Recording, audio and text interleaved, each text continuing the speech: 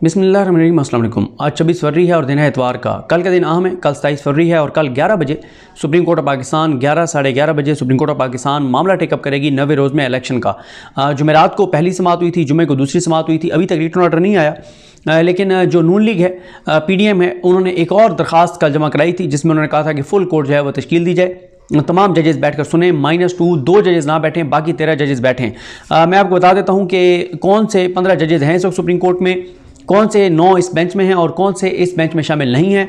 और Imran Khan ultimate winner होंगे। फैसला जो भी आए, दोनों सूरतों में इमरान खान की जीत है, मगर कैसे, इस पे ज़रा बात करते हैं। देखें, एक तो यह है कि इस बेंच की सरबराही कर रहे हैं चीफ जस्टिस पाकिस्तान उमर बंदियाल साहब, और जो इस बेंच में नहीं है वो काजी फाइज़ साहब नहीं है। मैं चलें सारे नाम आपको बता देता हूँ कि अगर फुल कोर्ट बैठेगी तो कौन कौन से जजेस होंगे। उमर बंदियाल साहब, काजी फाइज़ साहब और काजी फाइज़ साहब का जो मामला है, और सरदार तारिक मसूद साहब, ये दो वो मज़ीद जजेस हैं जिनके बारे में नून लीग चाहती है कि इनको हर सूरत में बिठाया जाए। नून लीग कहती है कि ये बेंच में शामिल होने चाहिए, और सारी नून लीग लड़ाई जो लड़ रही है अदलिया के साथ, वो इन दो जजेस को बेंच में बिठाने के लिए लड़ रही है। वो ये समझते हैं कि काजी फाइज़ा बैठेंगे तो उससे नून लीग समझती है कि हमें बहुत फ़ायदा होगा। तो उमर बंदियाल साहब, काजी फाइज़ साहब, सरदार तारिक मसूद साहब, इजाज़ुल एहसन साहब, यानी ये बेंच में सारे होंगे। सैयद मंसूर अली शाह साहब, मुनीम अख्तर साहब, याहिया अफरीदी साहब, अमीनुद्दीन खान साहब, मज़ाहिर अली अकबर नकवी साहब, जमाल खान मंदोखेल साहब, मोहम्मद अली मज़हर साहब, आयशा ए मलिक साहिबा, अतर मिनल्ला साहब और सैयद हसन अजहर रिजवी साहब, जस्टिस शाहिद वहीद साहब। ये जजेस 15 जजेस हैं इस वक्त सुप्रीम कोर्ट ऑफ पाकिस्तान में। चीफ जस्टिस पाकिस्तान समेत 2 सीटें जो हैं वो सुप्रीम कोर्ट में खाली हैं। 17 जजेस टोटल होते हैं, 2 नहीं हैं इस वक्त। तो नून लीग चाहती है कि ये तमाम 15 यानी 13 जजेस बैठें, 2 ना बैठे, इजाज़ुल एहसन साहब और मज़ाहिर अली अकबर नकवी साहब। एक तो ये है कि सुप्रीम कोर्ट के फैसले बड़े वाज़ेह हैं कि कोई भी जज जो है वो खुद से रिक्यूज़ कर सकता है, वो खुद कह सकता है कि मैंने इस बेंच में नहीं बैठना। लेकिन ये नहीं हो सकता कि कोई पार्टी एतराज़ करे कि ये ना बैठे तो वो ना बैठे और पार्टी की पसंद के ऊपर बेंच बनाए जाएं, ऐसे नहीं हो सकता। तो इसलिए ये तो देखना है कि अब एक और सवाल ये भी है कि ये जो अगर फुल कोर्ट बनना है, फुल कोर्ट बनाना है, तो क्या वो अब ये ओपन कोर्ट में बैठ के और जो है ये फैसला करेंगे जजेस, ये 9 जजेस के फुल कोर्ट बनना चाहिए नहीं बनना चाहिए, और इसमें कोई मेजॉरिटी से डिसीजन होगा कि जजेस की राय लेकर बाकायदा फैसला होगा, या चीफ जस्टिस पाकिस्तान जो रिटर्न ऑर्डर जारी करें उसमें ही वो कह दें कि जनाब मैं फुल कोर्ट जो है वो तश्कील दे रहा हूँ और तमाम जजेस बैठकर सुनेंगे। क्योंकि कल जब काजी फाइज़ साहब का बेंच कराची वाला उसकी कॉज लिस्ट मनसूख हुई है, तो उसके बाद से ज़ाहिर है इस तासुर को तकवीत मिली है कि इस इम्कान को कि फुल कोर्ट भी बैठ सकती है, तमाम जजेस भी बैठ सकते हैं। अच्छा, अब मसला ये है कि नून लीग जो समझती है कि ये फुल कोर्ट बैठेगी तो हमें को फ़ायदा हो जाएगा। मुझे ये नहीं समझ आ रही उनको कैसे फ़ायदा होगा। तो 3 सवाल हैं सुप्रीम कोर्ट के पास, 2 से 3 सवाल। पहली बात यह है, अच्छा पहले तो इस पे आ जाएं कि ये कहते हैं जी सो मोटो नहीं होना चाहिए था, जो जमाल खान मंदोखेल साहब कहते हैं। और जमाल खान मंदोखेल साहब के नोट के ऊपर इस वक्त पूरी हुकूमत खेल रही है, पूरी हुकूमत के वो जो है ना डूबते को तिनके का सहारा। तो इस डूबती PDM को जस्टिस जमाल खान मंदोखेल के नोट का सहारा है। जस्टिस जमाल खान मंदोखेल को इन्होंने सर पे आंखों पे बिठा लिया है और ये कहते हैं कि जी हम सदके वारी और कुर्बान जमाल खान मंदोखेल साहब के, और क्या बात है उनकी। और उनका नोट चीफ जस्टिस पाकिस्तान के पास तो नहीं पहुंचा, लेकिन PDM के पास पहले पहुंच गया। बिलावल हाउस, जरदारी हाउस, मौलाना हाउस, मरियम हाउस, इन सारों के पास पहले पहुंच गया, लेकिन चीफ जस्टिस पाकिस्तान के पास वो नहीं पहुंचा था। और फिर उन्होंने जरदारी साहब, इन सारों ने जो है वो फिर इन पार्टियों ने वो नोट दिया अपने वकला को कि आपने कल ये जाके नोट पढ़ना है। तो ये भी एक बड़ी चीज़ है। इस पर कुछ लोग ये समझते हैं कि चीफ जस्टिस पाकिस्तान को इस मामले को देखना चाहिए, इस पर कोई इंक्वायरी करानी चाहिए कि कैसे जमाल खान मंदोखेल साहब का जो है वो कैसे उन्होंने, जो ये एक चीज़ सामने आई है कि किसी यूट्यूबर को जमाल खान मंदोखेल साहब ने व्हाट्सएप किया है, या जमाल खान मंदोखेल साहब के चैम्बर से किसी ने व्हाट्सएप किया है किसी यूट्यूबर को, वो क्या इसी तरह से है, या ये कैसे इनके पास कैसे आया ये नोट। तो ये एक बड़ा सवाल तो है, जिस वजह से बड़ी एक लोगों के अंदर एक डिस्कशन भी है। अब अदालत चलें, मैं एक लम्हे के लिए ये फ़र्ज़ करता हूँ कि फुल कोर्ट बन गया। मैं ये भी फ़र्ज़ करता हूँ कि फुल कोर्ट ने अक्सरियत से कह दिया कि सो मोटो नहीं बनता, नहीं है सो मोटो, ओके। अब आ जाए पेटिशंस। जब पेटिशंस हैं इनके सामने, जो जजेस हैं इनके सामने, तो उसमें सवाल हैं 2। पहला ही है जो उन पिटिशन में तो ये सवाल है ना कि जी 90 रोज़ में जो है वो इलेक्शन होने चाहिए और इलेक्शन की तारीख जो है वो दी जाए और इलेक्शन 90 रोज़ में कराए जाएँ। अब इसके ऊपर सवाल ये है कि ये कैसे हो सकता है, क्योंकि 100 वोट अगर उड़ जाएगा फिर वो वाला सवाल उड़ जाएगा कि जनाब असम्बलियाँ जो हैं वो तहलील जो है उनकी आईनी थी या गैर आईनी थी। उसकी रीज़न ये है कि किसी भी पिटीशन में ये सवाल नहीं हुआ कि असम्बलियों की तहलील आईनी थी या गैर आईनी थी, उसमें मामला 90 रोज़ में इलेक्शन का है।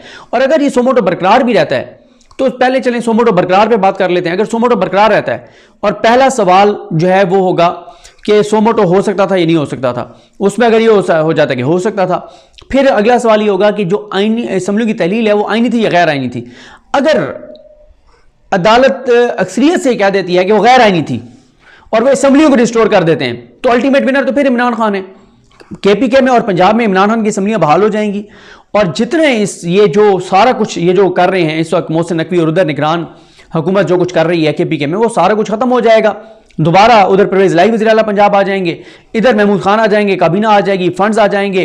वही जो पहले ये परवेज लाई साहब और पीटीआई के बहुत से लोग खान साहब को कह रहे थे कि खान साहब चलने दें, असम्बली चलेगी तो हमें काम करवाने दें, और अगर हम ये असम्बलियाँ तोड़ देंगे हमारे ऊपर बड़े जुल्म होंगे, जबर होंगे, तशद्दुद होंगे। और फिर मैं कल कहीं देख रहा था कि ये बात भी हुई कि इस वक्त जिन जिन जेलों में हैं तहरीक इंसाफ के लोग, कारकुनान, रहनुमा और ये पुलिस अफसरान जो कुछ कर रहे हैं, इन सारों की एक लिस्ट बनाएं, इन जेलों काम की एक लिस्ट बनाएं, और अगर असम्बली बहाल होती है सबसे पहले जो है इनका मुआवजा करें, इनका एहतसाब करें। तो अगर असम्बली बहाल हो जाती है तो असम्बली में कोई हमजा शहबाज ने तो वज़ीर आला पंजाब बनना नहीं है, उधर कोई मौलाना फजल रहमान साहब तो बन नहीं जाएंगे वज़ीर आला केपीके, या पीडीएम तो बन नहीं जाएगी, उधर भी पीटीआई की हुकूमत है, इधर भी पीटीआई की हुकूमत है। और फिर इमरान खान अगर इन दोनों असम्बलियों में आ जाते हैं और फिर ये होगा कि ये कहा जाता है कि जनाब वो डिक्टेशन पे वज़ीर आला पंजाब जो है वो असम्बली तहलील नहीं कर सकते थे। ठीक है, उन्होंने डिक्टेशन लेके जी सबूत मौजूद हैं कि इमरान खान की डिक्टेशन पे उन्होंने किया, ये किया, ये किया, ये किया। उसके बाद अगर दोबारा असम्बलियाँ तहलील कर देते हैं वज़ीर आला पंजाब और वज़ीर आला केपीके, ये कहकर कि हमने इंडिपेंडेंटली ये देखा है और हम ये समझते हैं कि असम्बलियाँ तहलील होनी चाहिए और हम समरी भेज रहे हैं, तो फिर क्या होगा? तो क्योंकि अदालत एक आईनी इख्तियार से तो नहीं रोक सकती ना, जो वज़ीर आला पंजाब के पास है, जो आईन उन्होंने वज़ीर आला पंजाब के पास है, वज़ीर आला केपीके के पास है, उनको आईन ने इख्तियार दिया। अब अदालत उस आईनी इख्तियार को तो ख़त्म नहीं कर सकती, जो मर्जी हो जाए। और अगर असम्बलियाँ बहाल हो जाती हैं तो भी अल्टीमेट विनर इमरान खान है, और असम्बलियाँ अगर बहाल नहीं होती तो फिर अदालत को ये फैसला देना पड़ेगा कि 90 रोज़ में इलेक्शन, जो कि कौन सा इनमें से जज है जो ये कहेगा कि 90 रोज़ में इलेक्शन जो है वो नहीं हो सकता।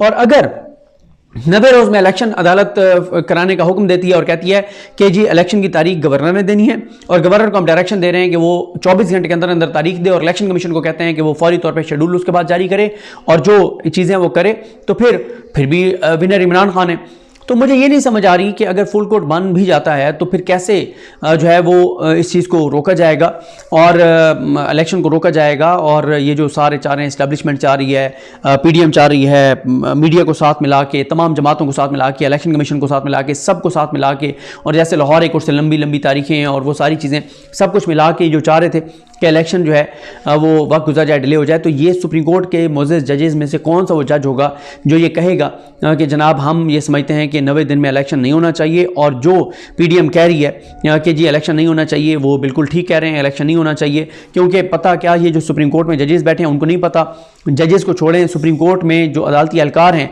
जो वहाँ पे अदालत के अंदर जितने पुलिस एहलकार बैठे हैं, जितने जिस भी लोग बैठे हैं, किसी को बुला के कहें कि जी बताएं इलेक्शन पीडीएम क्यों नहीं चाहती, वो यही जवाब देगा क्योंकि इमरान खान पॉपुलर है, ये इलेक्शन हार जाएंगे, अवाम इनसे नफरत करती है, अवाम में ये पॉपुलर नहीं है, ना ये अवाम के वोट से आए हैं, ना ये अवाम के वोट से आ सकते हैं। तो कैसे अदालत जो है वो पीडीएम की अलाकार बन के, जजेस पीडीएम के सहूलतकार बन के, उनके हैंडलर बन के ये कहेंगे कि जनाब इलेक्शन नहीं होने चाहिए। तो ये एक बड़ा एक जो है वो मुश्किल मरला होगा। तो इसलिए ये चीज़ बड़ी इंपॉर्टेंट है कि फुल कोर्ट बन भी जाए तो ये कैसे होगा, 100 वोट उड़ भी जाए तब भी पिटिशंस मौजूद हैं। तो पिटिशंस के ऊपर अदालत ने दो ही ज़ाहिर है फिर फैसले देने हैं ना कि 90 रोज़ में इलेक्शन हो सकते हैं या नहीं हो सकते। कौन सा जज है इनमें से जो ये कहेगा कि 90 रोज़ में इलेक्शन नहीं हो सकते या नहीं होने चाहिए? ये बड़ा मुश्किल है। कोई जज मेरा नहीं ख्याल के तारीख में अपना मुंह जो है वो काला करवाएगा। वक्ती तौर पर ठीक है, जजेस की आपस में लड़ाई है, उस लड़ाई में स्कोर सेटल करने के लिए बहुत सी चीज़ें वो कर जाते हैं, और कुछ की शायद पीडीएम के लिए एक नरम गोशा भी हो सकता है, और इंसान है वो भी उनके नरम गोशा हो सकता है। नवाज शरीफ के लिए कुछ दबाव में भी हो सकते हैं इस्टेब्लिशमेंट के, क्योंकि इस वक्त जो चीज़ें हैं, लेकिन कैसे एक जज तारीख में अपने आप को गंदा करवाएगा, अपनी आने वाली नस्लों को गंदा करवाएगा कि ये उस जज की औलाद है, ये उसकी पोतियाँ पोते हैं, ये उसके नवासे नवासियाँ हैं, ये उसका ख़ानदान है। जिस जज ने गैर आइनी काम किया था और कहा था कि 90 दिन में इलेक्शन नहीं होने चाहिए सिर्फ नवाज शरीफ को बचाने के लिए, जरदारी को बचाने के लिए और इस्टेब्लिशमेंट की इमा पर, तो मेरा नहीं ख्याल कोई जज ऐसा करेगा।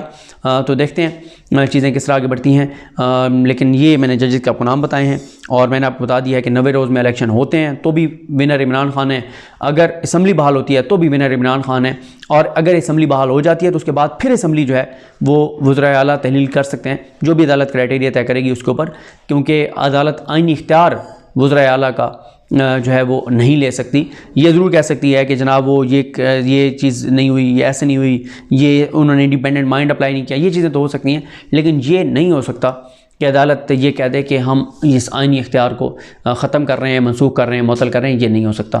तो देखते हैं चीज़ें कैसे बढ़ती हैं। मुझे अपनी दुआ में याद रखें। लेकिन हम सब कामिल नसरो। अल्लाह हाफ़िज़।